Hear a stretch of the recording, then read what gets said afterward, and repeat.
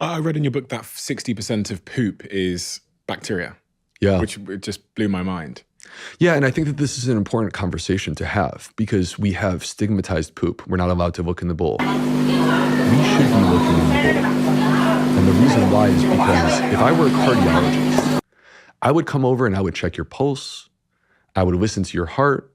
And those vital signs would allow me to have an idea of how you're doing in terms of like just on a basic level, your cardiovascular health. All right. I'm a gastroenterologist. If I want to know the basics of what's going on with you and your body, I need to know how you're pooping. So let's close off on this subject of poop. My team actually prepared some poop samples earlier on because I was wondering, as a gastroenterologist, I wondered that if you could look at someone's poop and determine whether they have good gut health, and if you can understand what's going on in their body just by how their poop looks, because poop comes in many shapes and sizes. So what I have here is a variety of different shapes and sizes of poop. Yeah. For anyone that can't see, well, look at the screen if you're listening to this podcast on Spotify or YouTube. Different shapes and sizes of poop here. This is real human poop. Okay? So I'm going to pass you that so you can play around with it. Yeah. And why does the shape and size of our poop tell us anything? Why does it matter? And how is it indicating something that's pertinent to our overall health? Well, because it goes back to what you mentioned earlier, which is that 60% of the weight of our stool is actually microbial in origin. So if you want a window into your microbiome, look at your poop. You don't necessarily need to go and do an expensive test. Like quite simply looking at your poop is one of the ways that you can tell what's going on. So there was a study that was done in the 90s, a long time ago, and it was less than 2,000 people, exclusively in the city of Bristol. And it led to the creation of a chart called the Bristol Stool Scale. Put that here. I'll put it on the screen. Yeah. And we're gonna run through this. But before we do, I want to mention a few things real quick. As the U.S. Medical Director of Zoe, I'm proud of my contribution as a gastroenterologist, as a physician, to the work that we're doing there. And we not only did the blue poo study, which we've talked about already, which is that you can eat your muffins and figure out your gut transit time, but we also did a couple of other things. One is called the Blue Poo Challenge, where we had over 20,000 people across the planet who were basically eating blue muffins and then reporting back to us on what was going on with them. And then more recently, so again, the Bristol study was 2,000 people exclusively in the city of Bristol. We recently did the largest study across the entire UK on poop and what people were doing in terms of their bowel movements. So it was called the Big Poo Review, and we had 142,000 people from across the UK basically fill out a 17-question survey. And part of what we were looking at was their Bristol stool form. We were also looking at how often they poop. By the way, the average person poops 1.7 times per day. And we were also looking at like how it associates with different conditions. So as an example, 1 in 5 people in the UK are constipated. 1 in 6 people in the UK have diarrhea. So it's interesting to take a look at all these things. So now getting into the Bristol stool chart, the dream. That is real poop. This is it's lovely. This is the dream. This is where we all want to be. And this is a Bristol 4. The Bristol 4 is the classic where I come walking out of the bathroom in slow motion and rock music is jamming and doves are flying in slow motion. And I just am such a stud. So, and that's after a Bristol 4. My wife knows what happens when I come out looking like that. It's soft and formed, okay? And it's like a sausage or a torpedo. So pretty smooth. Now, when we move from a 4 to a 3 is not that big of a deal, but it is getting some cracks and crevices in it, all right? So, and we're moving towards constipation. Now, a 3, a little more fiber, a little more hydration, some exercise. These are simple things that can help to get you back to a 4 if you're having one of these, a 3. But that moves us to a Bristol 2, where we are truly getting into constipation territory here. And basically, this is like if you took a whole bunch of marbles of poop and jammed them together so it still forms into something, but it looks like a pack of marbles of poop that are stuck together.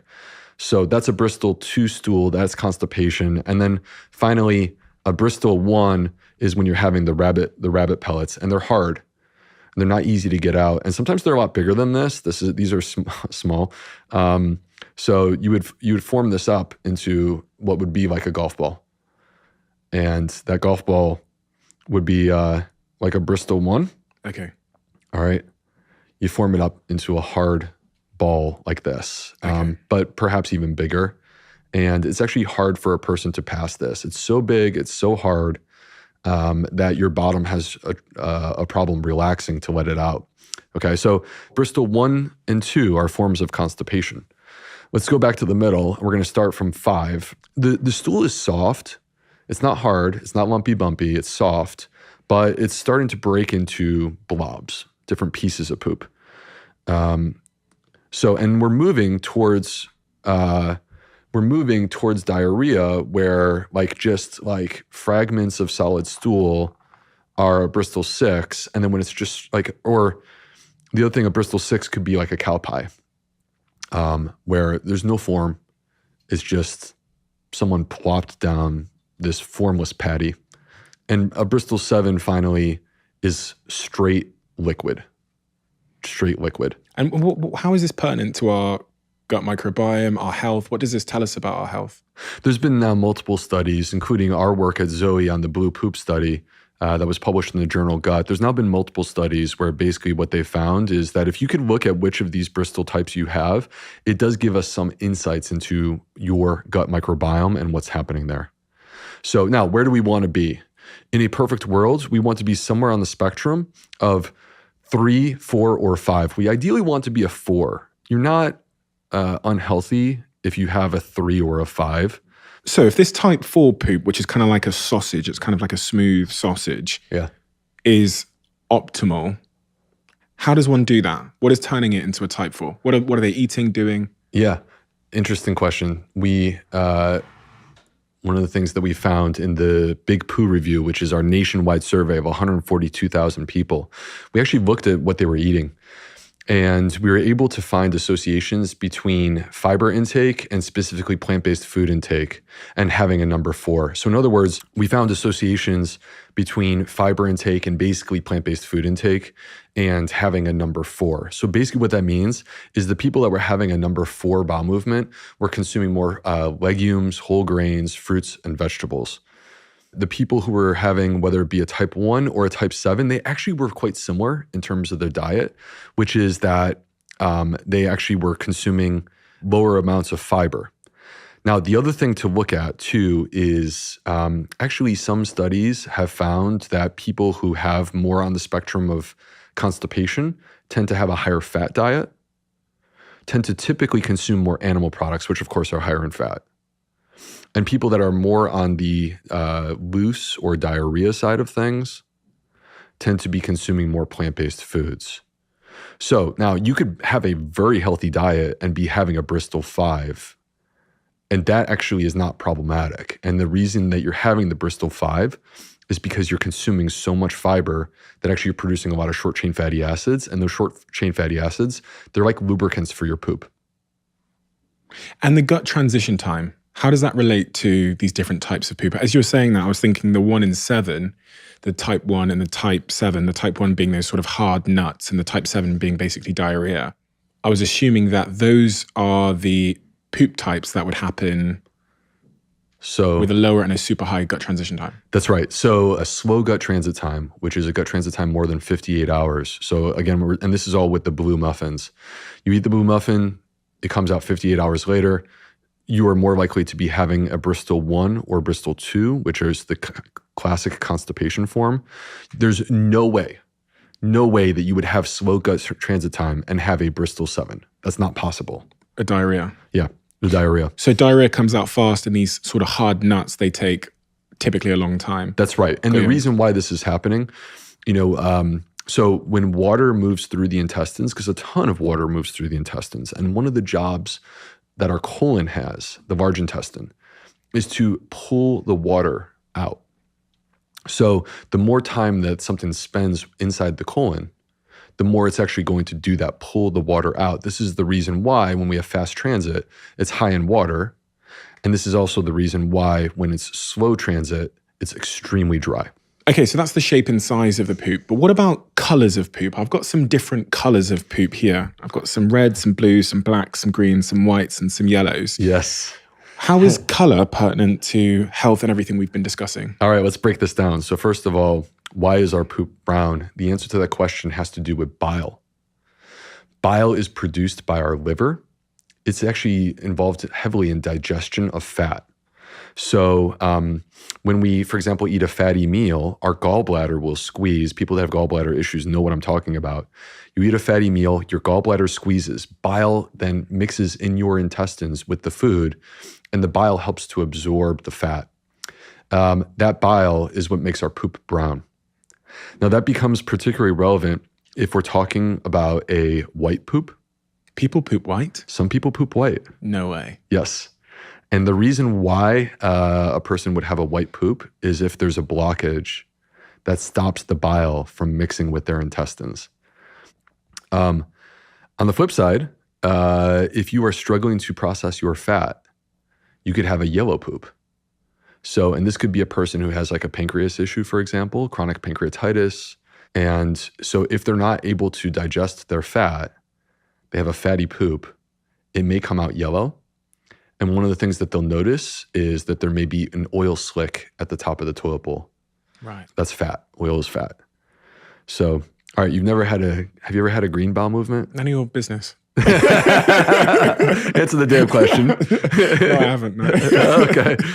I have. Oh, really? Yeah. There's a couple of reasons. Some are healthy, some are not. Right. So you could have diarrhea like from an infectious cause. An example could be something called Giardia, which is a parasite, and that'll give you a green poop. But you could also go too hard on the smoothies. I was drinking like 40 ounces of green smoothies a day, and my poop would come out green. It was interesting.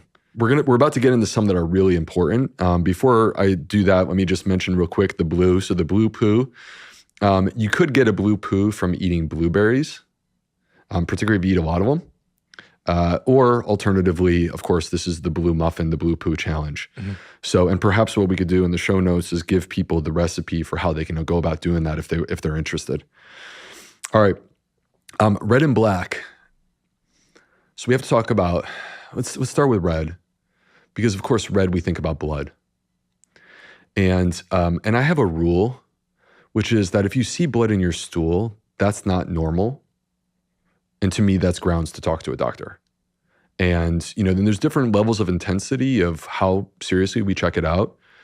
But Stephen, colon cancer, which can present with red stool, colon cancer is the number 2 cause of cancer death in our countries.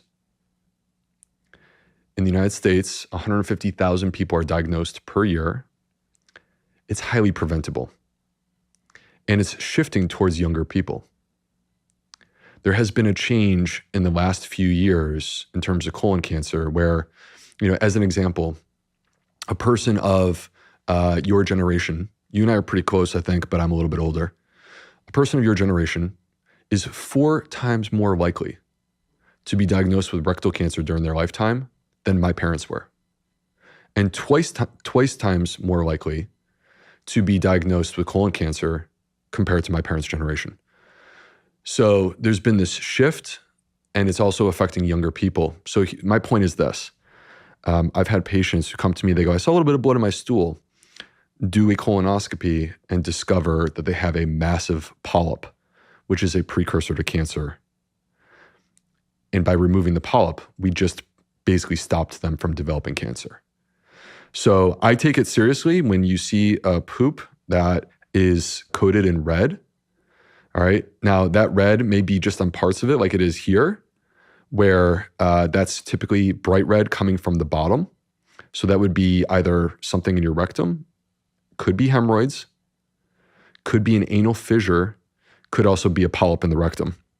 Okay. But I think what I come back to is I would encourage people to get checked out, because just seeing the bright red blood doesn't mean it's hemorrhoids. Don't assume that, right? Particularly with cancer shifting towards younger people. I think it's important to get checked out. On that point about cancer shifting towards younger people, is that because our diets are changing? I think so. I think it's the shift generationally that's taken place in terms of our diets. I also think that there's a microbiome element. The connections between the gut microbiome and colon cancer are as powerful as any type of cancer. And at the same time, what protects us? And I think you know what I'm going to say. It's the fiber and the short-chain fatty acids. And in that study that I was mentioning earlier from Andrew Reynolds, the professor from New Zealand, actually there was a powerful association between fiber consumption and protecting ourselves from colorectal cancer. So powerful that for every 5 grams of fiber that we increase in our diet, we are getting a significant reduction in our risk. So it's not just do you eat fiber or not, it's actually how much fiber do you eat, and the more the better. So you know what, I should mention real quick, red stool can also come from eating beets. It will almost always happen like literally, 24 to 48 hours after you eat the beets. So don't be surprised when that's the case. You may see a little bit of red stool. Black stool can come from benign places. So an example is bismuth. So like Pepto-Bismol. So you have a stomach ache, and then you take some Pepto-Bismol. And but the issue with this is it'll actually give you black stool. So if you're having a bad stomach for a couple days in a row, it could turn black. But the other thing that turns your stool black that people need to know about is a slow GI bleed. Bleeding into your stomach specifically, because that bleeding is happening higher up in your intestines, and then it has to pass all the way through, like intestinal transit time, right? Because there's such a delay, by the time it gets down to your rectum, it's now black, it's not red anymore. So black stool can be indicative of bleeding. The way that we can differentiate this is when it's blood, it smells terrible. Oh, now we've got to start smelling our own poop. Yeah. Well, you don't have to stick your nose into it. It's so clear. Like it will be so clear. Okay. When I'm in the hospital, I will be walking through and I can literally tell when a consult is coming because I can smell this diagnosis. Really? Yeah. So anyway, the stool will turn black. It will smell terrible, and it will be like tar. That's what makes it different than if you were to, for example, take Pepto-Bismol. If you love the Diary of a CEO brand and you watch this channel, please do me a huge favor. Become part of the 15% of the viewers on this channel that have hit the subscribe button. It helps us tremendously, and the bigger the channel gets, the bigger the guests.